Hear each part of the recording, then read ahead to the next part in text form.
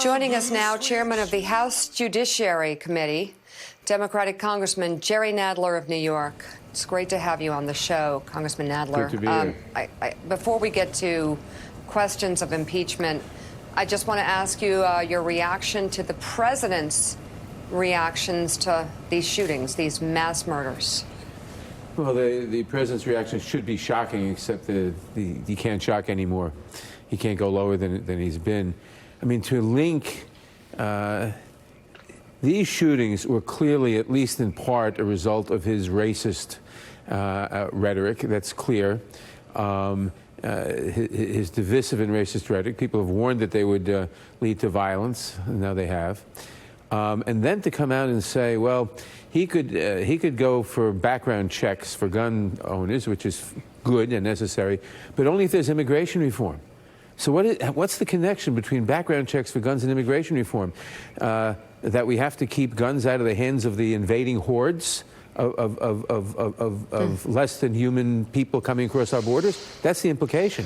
That's disgusting. It reminds one of the 1930s in Germany. Congressman, switching gears, is obviously a source of great debate in your caucus right now about impeachment. You have come out in favor of it, and Speaker Pelosi has not done so. Tell us why you think your argument is the right one, and why did Special Counsel Mueller's appearance, which you raised some questions, people had thoughts about his performance, but yet you feel like he still provided what you need to pursue impeachment? Well, you've got several questions in there. That's what I do. The press, at least the initial reactions of the press to Mueller's appearance was like theater critics, which is ridiculous. He did, I think it was an inflection point because Mueller's appearance essentially did one thing.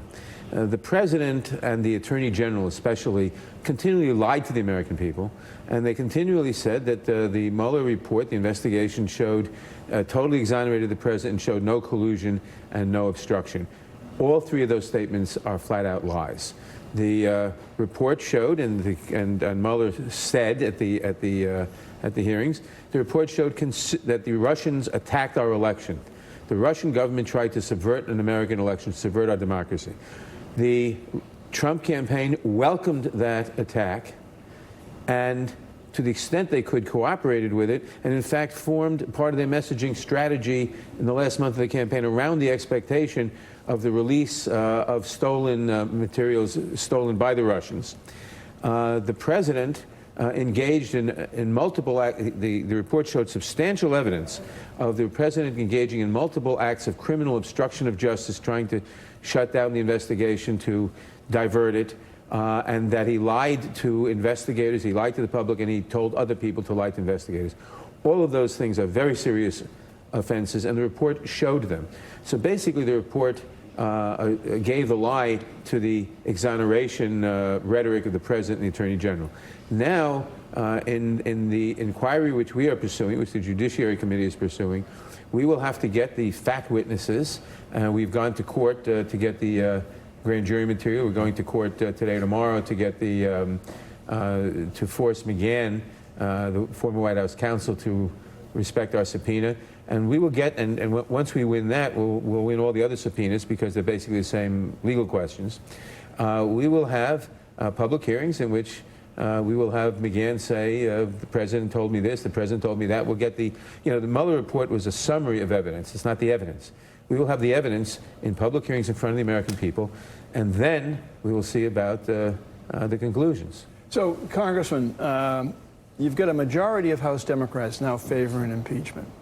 Unfortunately, the House of Representatives and the Senate is basically closed for business for another month. So what's the calendar for impeachment? You get back, you have some hearings, you're going to bump into the election cycle. Well, the calendar is whatever it is.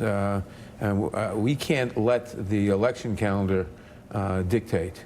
I think that we will probably get court decisions by the end of October, or maybe shortly thereafter.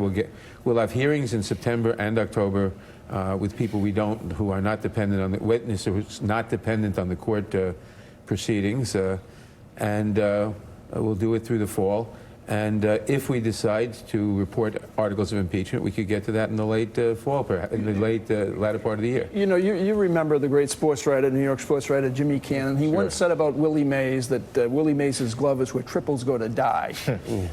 Impeachment would seem to me goes to the Senate, where impeachments are scheduled to die. Well, yes and yes, but I've always said you need there's a three-part test for impeachments. Number one, can you prove that the president committed impeachable acts? Number two, impeachable offenses. Number two, are these serious impeachable offenses? And number three, do you have the support of the American people? We will hold these hearings. We will get the support of the American people, or we won't.